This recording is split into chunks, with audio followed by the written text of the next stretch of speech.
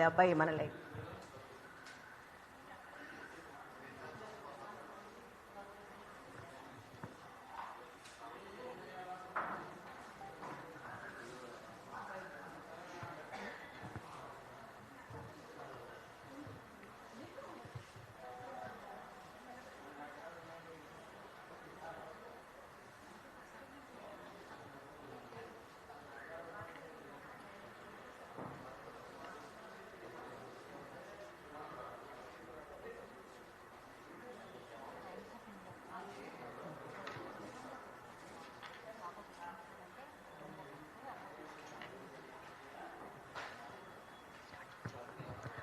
Good evening friends.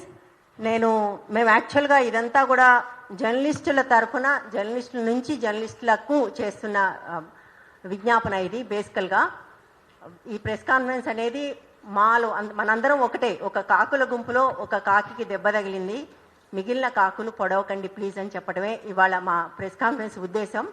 అయితే దీనికి మేము 2-3 రోజులుగా మేము ఒక 250 మంది విమెన్ జర్నలిస్టులం చాలా కలవరం చెందున్నాం. ఇప్పుడు వస్తున్నాం కవరేజ్ని అవన్నీ చూసి ఏం చేయాలి, వాళ్ళు మన వాళ్ళే వీళ్ళు మన వాళ్ళే, మనం దీన్ని ఎట్లా పరిష్కరించుకోవాలి అన్న దానికి ఒక కొనసాగింపుగా ఈ ప్రెస్ కాన్ఫరెన్స్ పెట్టాము. అయితే ఈ ప్రెస్ కాన్ఫరెన్స్ మేము చాలా బాధతో స్టార్ట్ చేశాం, కానీ ఒక పాజిటివ్ నోట్ తోటి నేను ప్రారంభించబోతున్నాను.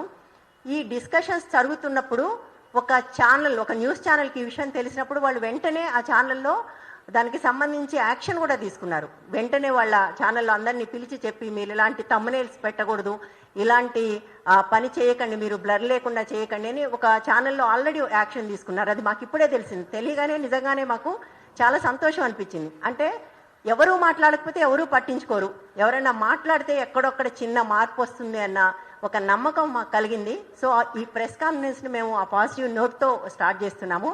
బహుశా మీకు ఇక్కడ మేము అందరు విమెన్ జర్నలిస్టులకి కనీసం ఒక 250 అయితే నేను చెప్పగలను, వాళ్ళకి ప్రతినిధులుగా విమెన్ జర్నలిస్టులకి మేము ఇక్కడ కూర్చున్నాము. బహుశా అందరికీ మీకు తెలిసే ఉంటాం. మేము కృష్ణజ్యోతి, కట్టా కవిత, నేను వనజ, సలీమా, రాజేశ్వరి, పద్మ వంగపల్లి. మా వాయిసెస్ రిప్రజెంటేటివ్ వాయిసెస్, ఇవి మా వాయిసెస్ కాదు, మొత్తం విమెన్ జర్నలిస్టులకు వాయిసెస్. అందరికీ తెలుసు స్వేచ్ఛ చనిపోయిన తర్వాత ఏం జరుగుతుంది, ఎట్లాంటి రిపోర్టింగ్ జరుగుతుంది అని. మన వార్తలు చెప్పేవాళ్ళం మనమే వార్తగా మారిన ఒక సందర్భం ఇది. చాలామంది అంటారు ఇతరుల విషయంలో చేసినప్పుడు మీరు మాట్లాడారని. అప్పుడు కూడా మేము మాట్లాడుతూనే ఉన్నాం. కానీ ఇప్పుడు మన వాళ్లే కాబట్టి ఒకసారి మీతో మాట్లాడాలనే ఒక ప్రయత్నంతో మేము ఇక్కడికి వచ్చాము. ఈ రిపోర్టింగ్ ఏదైతే ఉందో ఆ అమ్మాయి చనిపోయిన దగ్గర నుంచి కూడా చాలా, అంటే ఒక మనిషిని రోడ్డున పడేయటం అంటారు కదా, ఆ స్థాయిలో జరుగుతున్న రిపోర్టింగ్ ఉంది కదా. అట్లా చేయకుండా ఉంటే బాగుంటుంది. అంత సెన్సేషనలైజ్ చేయొద్దు. మనం ఆ పరిస్థితుల్లో ఉంటే, మన కుటుంబంలో ఎవరైనా ఆ పరిస్థితుల్లో ఉన్నా, లేకపోతే మనం అటువంటి పరిస్థితుల్లో ఉంటే, మన కుటుంబం అటువంటి పరిస్థితుల్లో ఉంటే, ఇప్పుడు వస్తున్న థంబ్నెయిల్స్ కానీ, ఇప్పుడు వస్తున్న రిపోర్టింగ్ కానీ, ఇప్పుడు వస్తున్న హెడ్లైన్స్ కానీ మనం ఇష్టపడతామా అలాంటివి మన గురించి రాయటానికి? ఇది ఒకసారి మీడియా అంతా ఆలోచించాలి. మేము మీడియా అన్నప్పుడు మాకు చాలా క్లారిటీ ఉంది, రిపోర్టర్స్ కాదు, మేనేజ్మెంట్సే. Most of the time managements ఎట్లా పుష్ చేస్తాయో మాకు తెలుసు. మేమందరం కూడా అక్కడి నుంచే వచ్చాము, ఉన్నాము కూడా. ఇప్పుడు ఇందులో ఉన్న వాళ్ళు ఇండిపెండెంట్గా పనిచేస్తున్న వాళ్ళు ఉన్నారు, పత్రికల్లో పనిచేస్తున్న వాళ్ళు, ఛానల్స్లో పనిచేస్తున్న వాళ్ళకు మాకు కూడా తెలుసు ఎట్లా పుష్ చేస్తారనేది. బట్ కొంచెం ఆ సెన్సిటివిటీ అనేది ఉండాలి అని మేము అనుకుంటున్నాం. ఒకటి సెన్సిటివ్గా ఉండాలి, రెండోది ఇది ఎథికలా కాదా, మూడోది ఇది లీగలా కాదా.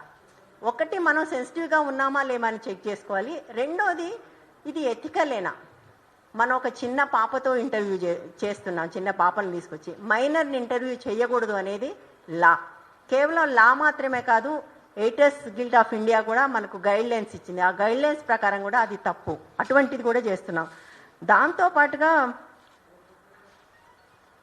దాంతోపాటుగా మనం వాళ్ళ ఇళ్లలోకి, వాళ్ళ వ్యక్తిగత జీవితాల్లోకి చొచ్చుకుని పోయి, మేము చాలా ఛానల్స్ వాళ్ళని చూసాము, ఇంట్లోకి వెళ్ళిపోతున్నారు. అట్లా వెళ్ళిపోవటం అనేది కరెక్ట్ కాదు అనేది ఎందుకు మనకు తెలియట్లేదు. అంటే ఏం పుష్ చేస్తుంది మనని? ముఖ్యంగా ఈ అప్పీల్ మేము పెద్ద ఛానల్స్కి, లెగసీ మీడియాకి చేస్తున్నాం. ఎందుకంటే లెగసీ మీడియా పద్ధతి పాటిస్తే చిన్న మీడియా కూడా ఫాలో అవుతుంది. కానీ విషాదం ఏంటంటే చిన్న యూట్యూబ్ ఛానల్స్ అన్నీ వ్యూస్ కోసం ఈ పనిచేస్తుంటే పెద్ద పెద్ద ఛానల్స్ కూడా వాళ్ళనే ఫాలో అవుతున్నారు. అది చాలా ఇబ్బందిగా ఉంది, చాలా కష్టంగా ఉంది. మనం ఒక్కసారి మనని స్వేచ్ఛ ప్లేస్లో పెట్టుకొని ఆలోచిద్దాం. అమ్మాయి తన జీవితాన్ని అంతం చేసుకుంది, ఒక కష్టంతో అంతం చేసుకుంది. ఆ తర్వాత ఆ కుటుంబానికి గ్రీవ్ చేసుకోవడానికి కొంచెం టైం కావాలి. అవన్నీ వదిలేసి మనం వాళ్ళ వెంట పడి ఒక రకంగా వేధిస్తున్నాం. ఈ వేధింపులు ఆపండి. స్వేచ్ఛ కుటుంబాన్ని వేధించడం ఆపండి.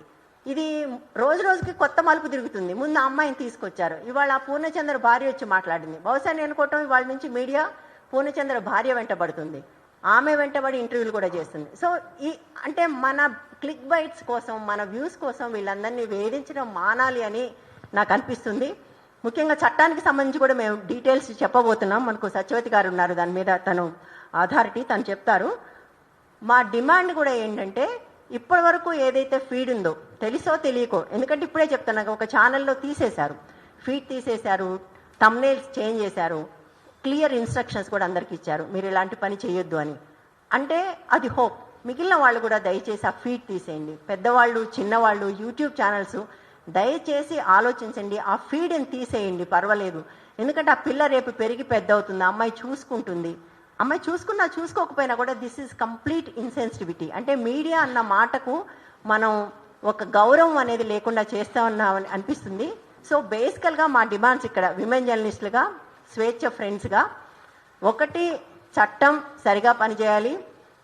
ఎవరైతే దీనికి కారణమో అతని మీద తప్పకుండా చర్య తీసుకోవాలి. మీడియా వైపు నుంచి సెన్సిటివ్గా దీన్ని ప్రజెంట్ చేయాలి. ఇవి మా ప్రధానమైన డిమాండ్స్ ఇక్కడ. సలీమా.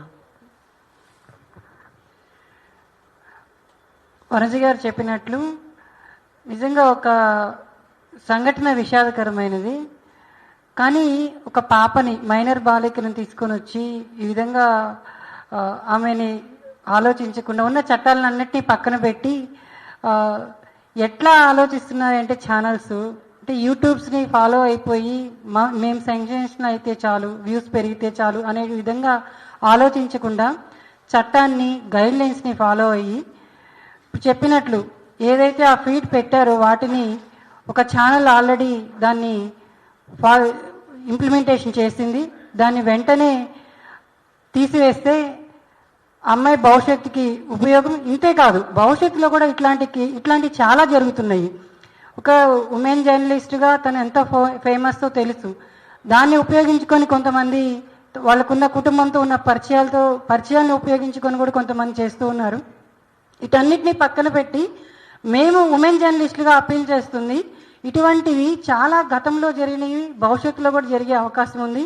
కాబట్టి ఇటువంటివి, ఈ గైడ్లైన్స్ని పక్కన పెట్టి మీడియా దయచేసి ఇట్లాంటి మనం ఇలా సెన్సేషనల్ చేయొద్దు అనేటువంటి అప్పీల్ని ఉమెన్ జర్నలిస్టులుగా మేము తీసుకురాదలుచుకున్నాం. కాబట్టి దాన్ని దయచేసి మీడియా అందరూ కూడా దాన్ని దృష్టిలో పెట్టుకొని మేము ఏదైతే అప్పీల్ చేస్తున్నామో దాన్ని వెంటనే మా అప్పీల్ని స్వీకరించి వాటిని, ఆ ఫీడ్ని మొత్తం తీసేసి భవిష్యత్తులో కూడా ఇటువంటి జరగకుండా మీడియా మేనేజ్మెంటు, ముఖ్యంగా పెద్ద పెద్ద ఛానల్స్ ఏవైతే ఉన్నాయో వాళ్ళు దీన్ని ఇంప్లిమెంటేషన్ చేయాలని చెప్పి మా వైపు నుంచి కోరుకుంటున్నాము. అట్లాగే స్వేచ్ఛకు కూడా న్యాయం జరుగుతున్నటువంటి నమ్మకం మాకు ఉంది. దానికోసం కూడా ఉమెన్ జర్నలిస్టులుగా మేము ఖచ్చితంగా ముందుంటాము. ఫస్ట్ మా అప్పీల్ అయితే దయచేసి ఉన్నటువంటి ఆ ఫీడ్ ఏదైతే తీసివేసి భవిష్యత్తులో కూడా ఇటువంటి జరగకుండా మా అప్పీల్ని స్వీకరించాలని చెప్పి మేము కోరుకుంటున్నాం. రాజేశ్వరి, లాస్ట్కి నువ్వు ఇంగ్లీష్లో సమాప్తి చేస్తావు కదా, పద్మావంగపల్లి. మేము ఇక్కడ మా డిమాండ్ కూడా మేమేమి బయట నుంచి అంటే అనవసరమైన డిమాండ్ ఏం చేయట్లేదు. గైడ్లైన్స్ ఏమున్నాయో అవి ఫాలో అవ్వండి చాలు. గైడ్లైన్స్కి సంబంధించి మేమందరం ఒక 50 మంది విమెన్ జర్నలిస్టులు సంతకం బట్టి ఒక లెటర్ కూడా రాసాము. ఆ లెటర్ కూడా మేము రిలీజ్ చేస్తాము ఈ ప్రెస్ కాన్ఫరెన్స్ అయిన తర్వాత. అంటే డిజిటల్ కాపీనే ఉంది, అది కూడా మీ అందరికీ ఇస్తాం మేము. ఓకేనా?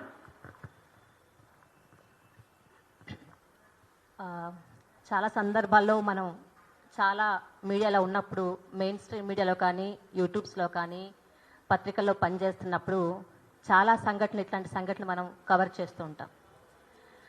అప్పుడు కూడా చాలా సందర్భాల్లో చాలామంది ఇలా రాశారు, ఇలా రాస్తున్నారు, ఇలా కామెంట్ చేస్తున్నారు మహిళల గురించి, పిల్లల గురించి అంటున్నప్పుడు మేము విమెన్ జర్నలిస్టులుగా మాలో మేము ప్రశ్నించుకుంటున్నాం, దీన్ని ఎట్లా మనం ప్రశ్నించాలి, ఎట్లా మీడియా సంస్థలకు తెలియజేయాలి, ఎట్లా దీన్ని ఇలాంటి వార్తల్ని ప్రసారం చేయకుండా ఉండాలి, ఇట్లాంటి కవరేజ్ చేయకుండా ఉండాలనేటువంటిది చాలా సందర్భాల్లో విమెన్ జర్నలిస్టుల మధ్య ఈ చర్చ వచ్చింది. అయితే ఈరోజు స్వేచ్ఛ మరణం మేమందరం కూడా మూకుమ్మడిగా ఐక్యంగా మీడియా సంస్థలకి, మన సంస్థలకే మళ్ళీ మనం ఒక అపీల్ చేసే ఒక పరిస్థితికి మనం అందరం నెట్టబడ్డాం అనేటువంటిది ఒక బాధాకరమైనటువంటి పరిస్థితిలో ఇవాళ మేము మాట్లాడుతున్నాం. ఇవాళ స్వేచ్ఛ, నిన్న ఇంకొక సంఘటన, రేపు ఇంకో సంఘటన, ఆ సంఘటన జరిగినప్పుడు మీరు మాట్లాడారా, అట్లా మాట్లాడారా, మీరు అప్పుడు ప్రశ్నించారా అని చాలా మంది కూడా బయట నుంచి క్వశ్చన్లు వచ్చినటువంటి మా దృష్టికి వచ్చింది. ఎప్పుడూ మేము మహిళల పక్షంగా, పిల్లల పక్షంగా మాట్లాడుతున్నప్పుడు ఈ ప్రశ్నలు లేవనెత్తుతూనే ఉన్నాము. ఇలాంటి థంబ్నెయిల్స్ పెట్టకూడదు, ఇలాంటి స్టోరీస్ కవర్ చేయకూడదు, పిల్లల్ని చూపించకూడదు, పిల్లలతో ఇంటర్వ్యూ చేయకూడదు, వాళ్ళని బ్లర్ చేయాలి, చాలా సందర్భాల్లో చనిపోయిన మహిళల్ని కూడా బ్లర్ చేసే ఫొటోస్ పెట్టాలి, వాళ్ళని చూపించకూడదు, బాధితుల్ని చూపించకూడదు అని చాలా సందర్భాల్లో మేము మాట్లాడుతూనే ఉన్నాము. కానీ మా మాటలు అది పెడచెవినట్టుగానే ఉన్నాయి. కనీసం ఈ సందర్భంగా ఒక స్నేహితురాల్ని, మా అందరికీ ఆత్మీయురాలుగా ఉన్నటువంటి స్నేహితురాల్ని కోల్పోయిన ఈ దుఃఖంలోంచి మీ అందరికీ చేస్తున్నటువంటి మీడియా సంస్థలకి, మీడియా యాజమాన్యాలకి, యూట్యూబ్ నిర్వాహకులకి, యూట్యూబ్ సంస్థలకి, పత్రికా యాజమాన్యాలకి అందరికీ కూడా మా అందరి రిక్వెస్ట్, ఇది మహిళల రిక్వెస్ట్, మహిళా జర్నలిస్టుల రిక్వెస్ట్. ఇది చాలా మంది మేము ఇట్లా పెడుతున్నాం ప్రెస్ మీట్ అంటే గట్టిగా చెప్పండి, అందరి నోర్లు మూయించండి, చెత్తగా పెడుతున్నారు, చూడలేక బాధగా ఉంది. మన ఇంట్లో ఆడపిల్ల అయితే, వాళ్ళ ఇంట్లో ఆడపిల్ల అయితే ఇట్లాగే పెడతారా, వాళ్ళ ఇంట్లో మహిళలు చనిపోతే ఇలాంటి ఫొటోసే పెడతారా, ఇట్లాంటి థంబ్నెయిల్సే పెడతారా, ఇట్లాంటి కామెంట్సే చేస్తారనేది చాలా మంది వాళ్ళ మహిళలు కూడా మాట్లాడుతున్నారు, విమెన్ జర్నలిస్ట్కి సపోర్ట్గా ఉన్నారు. అందుకని ఇదంతా దృష్టిలో పెట్టుకొని మన కోసం మనం మాట్లాడదాము, మన సంస్థల్ని, మన యాజమాన్యాల్ని కూడా మనం ప్రశ్నించే సందర్భం ఒకటి వచ్చిందని మేము అనుకుంటున్నాము. అందరూ కూడా దీన్ని సున్నితమైనటువంటి విషయంగా ఆలోచించాలి. చట్టం కూడా దీనికి వెనకాల ఉంది కాబట్టి, చట్టం కూడా మనం చూస్తుంది కాబట్టి, ఏదో ఒక రోజు మనం చట్టం దృష్టిలో కూడా నేరస్తులుగా అయ్యే సందర్భాలు కూడా ఉంటాయి కాబట్టి దాన్ని కూడా దృష్టిలో పెట్టుకొని ఖచ్చితంగా ఇప్పటిదాకా వచ్చినటువంటి అమ్మాయి విజువల్స్ కానీ, వీడియోస్ కానీ, ఇంటర్వ్యూస్ కానీ వెంటనే తీసేయాలి. వాళ్ళ పేరెంట్స్తో మాట్లాడినటువంటి వీడియోస్కి థంబ్నెయిల్స్ మార్చాలి. ఖచ్చితంగా ఏది కూడా సెన్సేషన్ కోసం చేయకూడదు అనేటువంటిది మా అందరి వైపు నుంచి చేస్తున్నటువంటి విజ్ఞప్తి.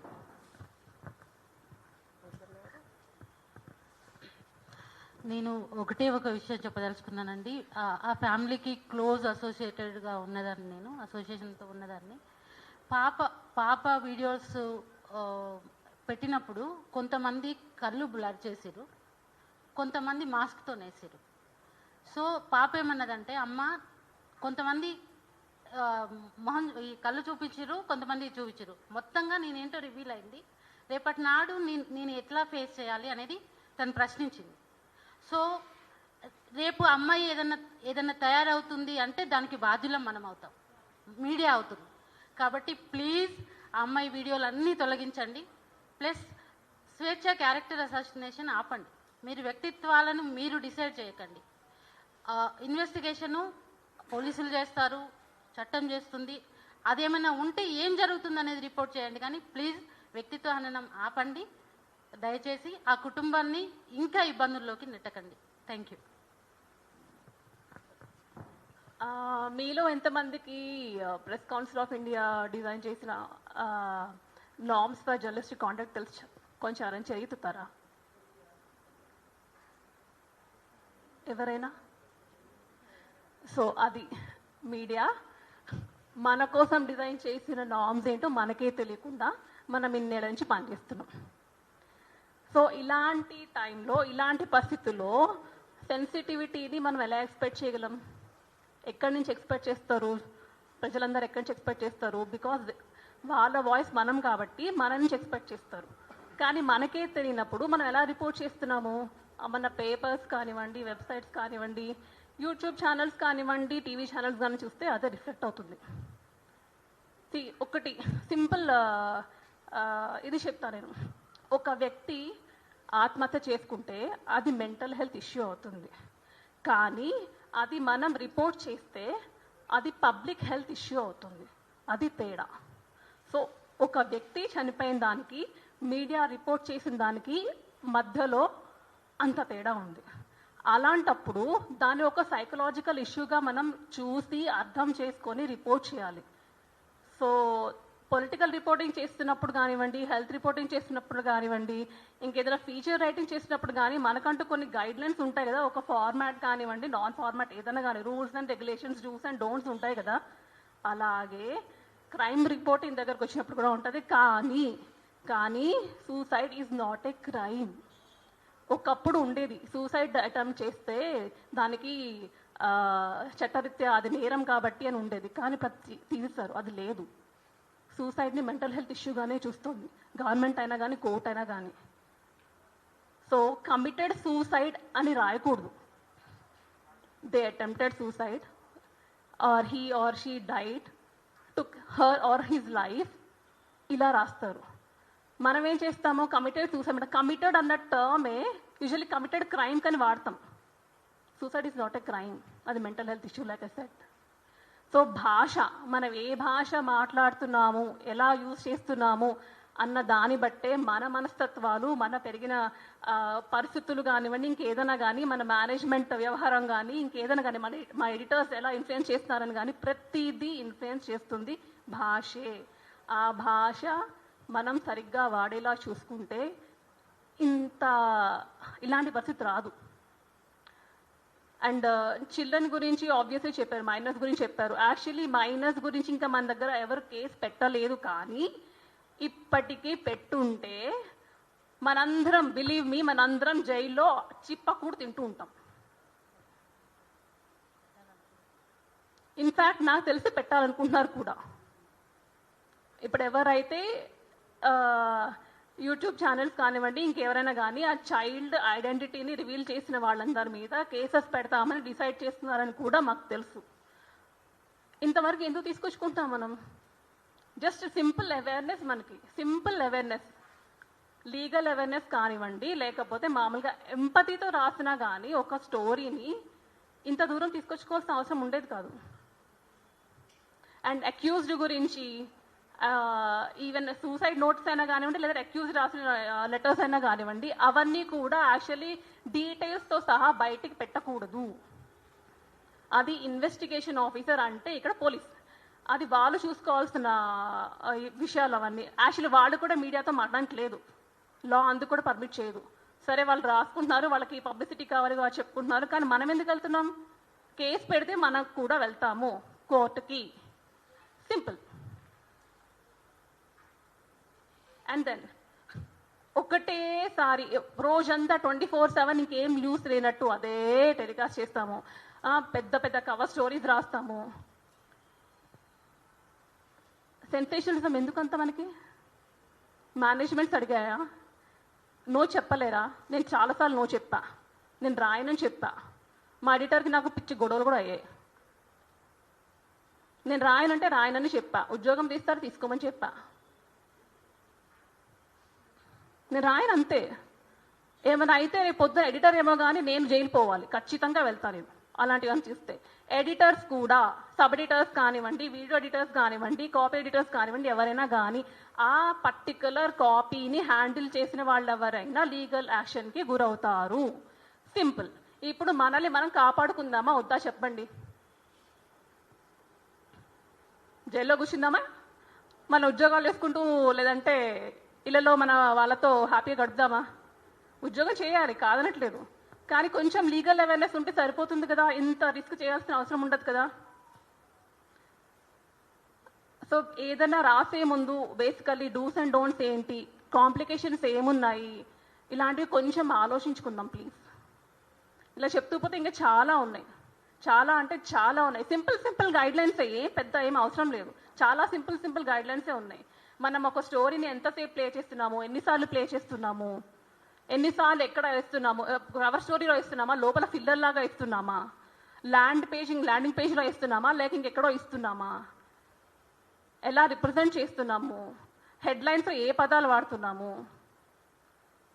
పారాగ్రాఫ్స్లో ఏ పదాలు వాడుతున్నాము, అడ్రస్తో సహా మొత్తం అన్ని డీటెయిల్స్ ఇచ్చేస్తాం మనం. ఇంకా దానిలో ప్రైవసీ ఎక్కడ ఉంటుంది? విక్టిమ్స్ కానివ్వండి, సర్వైవర్స్ కానివ్వండి, వాళ్ళ ఫ్యామిలీస్ కానీ, ఇంకెక్కడ ఉంటుంది ప్రైవసీ? ఎక్కడ ఉంటుంది? మనం వెళ్ళిపోతాం తర్వాత చుట్టుపక్కల వాళ్ళు ఎలా కాకుల్లో పొడుచుకు తింటారో ఐడియా ఉందా ఎవరికైనా? వాళ్ళ మెంటల్ ట్రామా ఎలా ఉంటుంది ఐడియా ఉందా ఎవరికైనా?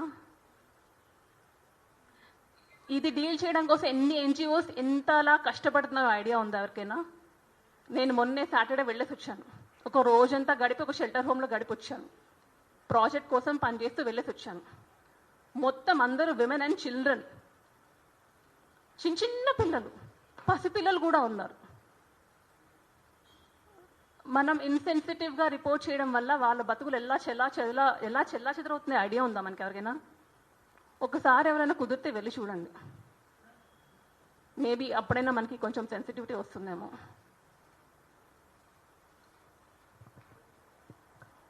Thank you. గైడ్లైన్స్ అంటే media 8th guild of India guidelines చాలా ఉన్నాయి.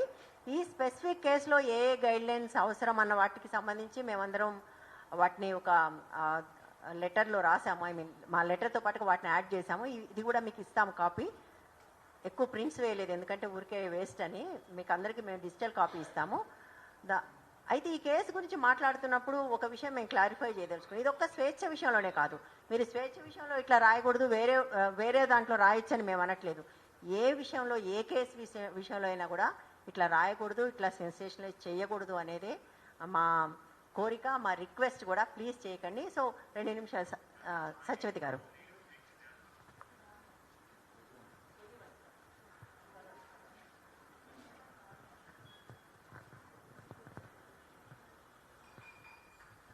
Thank you.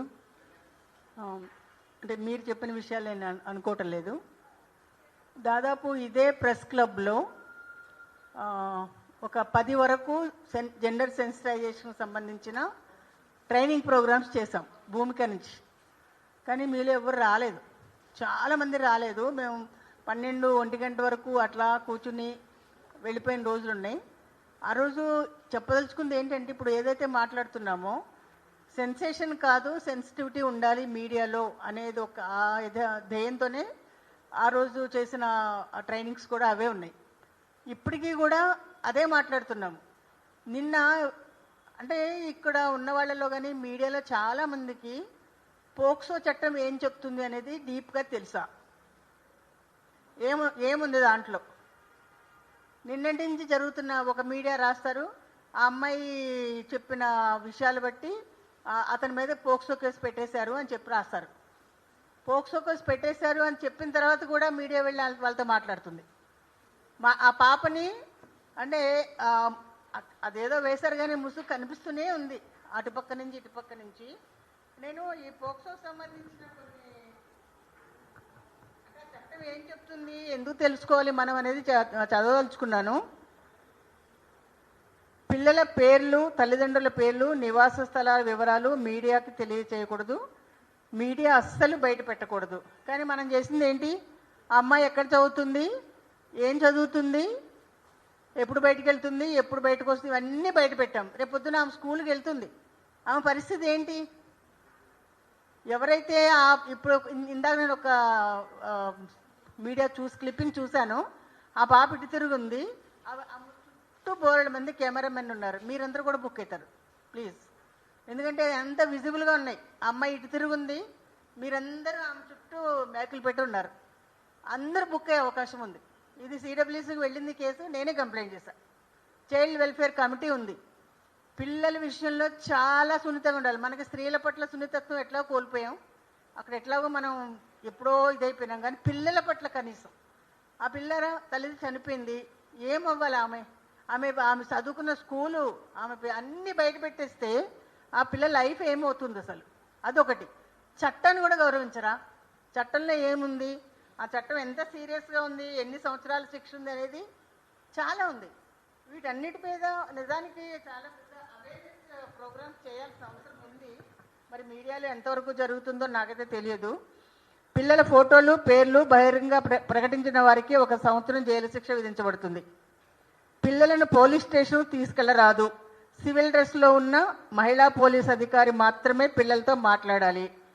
సున్నితంగా విషయాలు అడిగి తెలుసుకోవాలి. కానీ మన వాళ్ళు పోలీస్ స్టేషన్ కూడా తీసుకెళ్ళిపోతారు. నా ఎక్స్పీరియన్స్ ఏంటంటే, సఖీ సెంటర్లోకి అర్ధరాత్రి పిల్లల్ని తీసుకొస్తారు, అమ్మాయిల్ని 13-14 ఏళ్ళ పిల్లల్ని తీసుకొస్తారు పోక్సో కేసుల కింద. పోలీసులు తీసుకొస్తారు 1 గంటకి రాత్రి. చాలా గొడవ అవుతుంది నాకు వాళ్ళతో. ఎలా తీసుకొస్తారు మీరు ఇప్పుడు? మళ్ళీ పొద్దున్నే వచ్చి పోలీస్ స్టేషన్కి తీసుకెళ్తారు రికార్డ్ చేయడానికి అంటారు. తీసుకెళ్ళకూడదు కదా, తీసుకెళ్తారు. కానీ ఇప్పుడు మేము వెళ్ళిన తర్వాత మేము పంపించాము, వస్తే మీరు ఇక్కడికి రండి. అని చెప్పి బెదిరిస్తే ఇప్పుడు రావడం తీసుకెళ్ళడం మానేశారు. పిల్లల్ని పోలీస్ స్టేషన్లో రాదు, సివిల్ డ్రెస్లో ఉన్న ఆ తర్వాత న్యాయస్థానంలో పరీక్షించే సమయంలో నిందితుడు పిల్లలకు కనపడకుండా చర్యలు తీసుకోవాలి. అలా జరుగుతుందా? అటు ఇటు పాప ఇక్కడ ఉంటుంది, అఫెండర్ అటు ఉంటాడు. ఇద్దరిని కూర్చోబెట్టే పోక్సో కేసుల దగ్గర ఇద్దరికి కలిపి కూర్చోబెట్టి మాట్లాడుతుంటారు. పిల్లలకు వైద్య తర్వాత ఈ చట్టం బాలలపై జరిగే లైంగిక దాడులను తీవ్రంగా పరిగణించి కఠినమైన శిక్షలను విధించింది. కనీసం 10 సంవత్సరాలు, గరిష్టంగా జీవిత ఖైదు రుజువైతే జరిమానా 2 విధించబడతాయి. అంటే ఈ చట్టం ఇంకా చాలా ఉంది, ఇందులో చాలా సీరియస్గా ఉంది. కానీ మనం చేస్తున్నది ఏంటి? అదొక్కసారి దయచేసి అందరూ మీడియా సంస్థలు, ఇప్పుడు నేను కూడా భూమిక నుంచి చాలా సంవత్సరాలుగా మీడియాతో పనిచేస్తున్నాం. మీడియాకి ఎప్పుడో లెటర్స్ రాసాం. Sexual harassment work place act వచ్చిన తర్వాత అన్ని మీడియా సంస్థలకి మీ దగ్గర ఐసీలు పెట్టారా అని లెటర్స్ రాస్తే ఒక్క మీడియా సంస్థ నుంచి రిప్లై లేదు. అంటే మీడియాకి బాధ్యత లేదా? వచ్చిన చట్టం ఎట్లా అమలవుతుంది? అక్కడ పనిచేస్తున్న మహిళా జర్నలిస్టుల పరిస్థితి ఏంటి, వాళ్ళ విషయాలు ఏంటి అనేది కూడా అంత సెన్సిటివిటీ లేకుండా మీడియా ఉంటే మీరు ప్రజలకు ఏం చెప్తారు? ప్రజలు మీ నుంచి ఏం నేర్చుకుంటారు? అది ఖచ్చితంగా మనల్ని మనం ప్రశ్నించుకోవాలి. పిల్లల పట్ల దయచేసి దయచేసి దయచేసి ఇక ముందైనా వాళ్ళ మొహం మీద పెట్టేసి చెప్పు. నేను మొన్న చూశాను చెంచల్గూడ విమెన్ ప్రిజన్లో, అక్కడ కూడా అంతే. చెప్పండి చెప్పండి చెప్పండి చెప్పండి పరిగెడుతున్నారు అమ్మ నాన్న. వాళ్ళ ఎంబడబడి వాళ్ళ మూతి దగ్గర పెట్టేసి ఏం చెప్తారు? వాళ్ళకి అంత కష్టంలో ఉన్నవాళ్ళు చెప్పండి చెప్పండి చెప్పండి ఏంటి చెప్పాలి? వాళ్ళ దుఃఖం గురించి చెప్పాలా? వాళ్ళ బాధ చెప్పాలా? వాళ్ళు పడుతున్న వేదన చెప్పాలా? ఏం చెప్పాలి? ఏం కావాలి మీకు అనేది నా ప్రశ్న. ఏం కావాలి? గంట గంటకి ఏం కావాలి మీడియాకి? కానీ క్షణక్షణానికి ఏం కావాలి? దయచేసి ప్లీజ్, ఇది చాలా ఆల్రెడీ సైబర్ క్రైమ్కి కంప్లైంట్ వెళ్ళింది. ఎవరెవరి ఫోటోలు ఉన్నాయి, ఎవరెవరు మీడియా వాళ్ళ థంబ్నైల్స్ ఉన్నాయి, అవన్నీ కూడా ఆల్రెడీ సైబర్ క్రైమ్ ఎస్పీకి వెళ్ళినాయి. తర్వాత సిడబ్ల్యూసీ చైర్పర్సన్కి ఇవన్నీ కంప్లైంట్, ఇట్లా పిల్లల్ని ఇట్లా ఎక్స్పోజ్ చేశారు, మీరు ఇన్వాల్వ్ అవ్వండి అని చెప్పి అక్కడ కూడా కంప్లైంట్ వెళ్ళింది. చట్టాలు ఉన్నాయండి, చట్టాలనే గౌరవించండి దయచేసి. సమప్ చేస్తాను. సో ఇంకొకటి కూడా అండి, పోలీసుల వైపు నుంచి కూడా దర్యాప్తుకు సంబంధించి ఎవరైతే దర్యాప్తు చేస్తున్నారో వాళ్ళే లీకులు ఇస్తున్నారు, వాళ్ళే కాంటాక్ట్స్ ఇస్తున్నారు. పోలీస్ ఆఫీసర్స్ కూడా మాట్లాడుతున్నారు. అంటే సబ్జుడిస్ అనేది ఒకటి ఉంటుంది కదా, మీడియా ఎట్లా మాట్లాడకూడదో పోలీసులు కూడా అట్లా మాట్లాడకూడదు. కానీ పోలీసులు ప్రెస్ కాన్ఫరెన్స్లు పెట్టి మాట్లాడేస్తున్నారు. అంటే ఎక్కడేం జరిగింది అది విచారణలో తేలాలి, ఏం జరిగింది అనేది. నీకేం జరిగింది అనేది నువ్వు చెప్పకూడదు కదా. సో పోలీసులు లీకులు ఇవ్వటము, వాళ్ళు ప్రెస్ కాన్ఫరెన్స్లు పెట్టి మాట్లాడటం కూడా ఆపితే బాగుంటుందని మేము అనుకుంటున్నాము. సో మీడియాతో పాటుగా మేము గవర్నమెంట్కి కూడా అప్పీల్ చేస్తున్నాం. అట్లాగే పొలిటికల్ పార్టీలకు కూడా ఒక అప్పీల్, దయచేసి దీన్ని పొలిటికల్ ఇష్యూగా మార్చకండి. ఇప్పటికే ఇది చాలా దారుణమైన పొలిటికల్ ఇష్యూగా మారింది. దీన్ని అడ్డం పెట్టుకుని ఒకళ్ళ మీద ఒకళ్ళు పొలిటికల్ పార్టీలు బురద జల్లుకుంటున్నాయి. చట్టం సరిగా పనిచేస్తే ఇవన్నీ రావు. చట్టం సరిగా పనిచేయకపోవటం వల్ల, లేదా చట్టాన్ని ఎవరో ఒకళ్ళు వాడుకునే ప్రయత్నం చేయటం వల్లనే ఇది చాలా పొలిటికల్ ఇష్యూగా మారుతుంది. దయచేసి దీన్ని పొలిటిసైజ్ చేయొద్దు, సెన్సేషనలైజ్ చేయొద్దు. ఈ 2 మా డిమాండ్స్. ఇంగ్లీష్ మొత్తం ఒకసారి రాజేశ్వరి సమ్మరైజ్ చేస్తుంది. Just take 2 minutes. This may not be the summary, but just as much as I remember, I'll put it together. So, for good or bad, media continues to have a lot of responsibility and it has a lot of influence. I think we are forgetting in our rush for getting views that we also have this responsibility. There is a difference between human error and humanity, and also journalistic ethics and voyeurism. So somewhere these lines are getting blurred. So while it is as an individual our responsibility, what we have come here to say is that apart from being an individual with humanity and sensitivity, you should also remember that we are breaking law by actually sensitizing news, by reaching out to children, and by not blurring their images, by putting sensitized headlines. There are a lot of rules, ethics, code of conduct that, as Satyavati ma'am said, we have been doing a lot of workshops.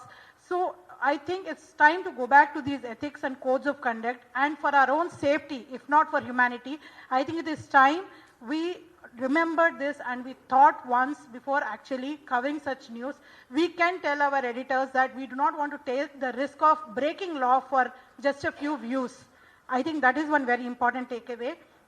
And our demands are straight and simple. Remove all the videos where you've covered this news, where you've shown the kid, where the thumbnails are there. Please remove all of them. And already some of the media have done so, and we thank them. And it is also the responsibility of the legacy media, because I think the smaller YouTube channels will follow, do not follow, but they are very small to make an impact. But the legacy media has a lot of impact. One video of this has a lot of reach. So why don't you take the lead and sacrifice just a few views in the whole bigger picture, and then not take up such news and do not sensationalize. And I think most of the legacy media actually is broadcasting this news in the digital channels.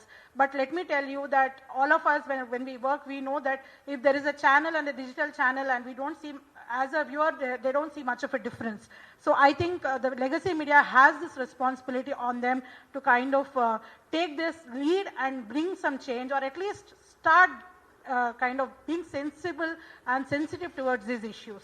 And those are the last 2-3 things that Vanaja ma'am said, is that we are appealing to not just the media, we are appealing to the police, we are appealing to the government, and and also definitely, especially political parties, do not politicize this. And this is today Swechha, tomorrow one more girl. It's just not that she's our colleague, but it is also, I think this is time we talked about it more openly. And as women journalists, we people sitting here are just representing all the entire women journalist force in Hyderabad.